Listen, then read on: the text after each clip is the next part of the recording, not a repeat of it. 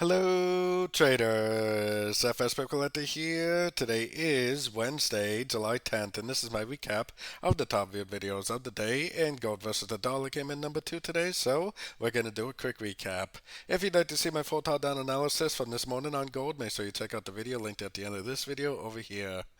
So we did have that POW testimony today, which eventually did cause the gold to go down. We do have a little bit of a break of structure too, so I mean I still think this is likely an A, a B, and a C, which is most likely an A, B, C, a B. I don't really think this up here is the end of a wave C, it's just an alternative count that I have. I think more likely this is a wave A right here, this downtrend. More than likely this is a wave B, and most likely it's going to go down for a wave C.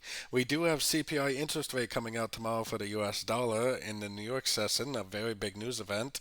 We'll have to see what it looks like prior to the news. If it looks anything like this tomorrow at the news, I would say is a very good chance it's going to continue the uptrend.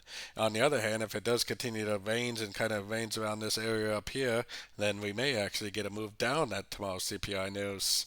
So we're going to have to reevaluate it tomorrow prior to the news to really make a big decision to see what the CPI news does. As of right now, it does look like we need to go down for a wave C before we actually do end up continuing the uptrend.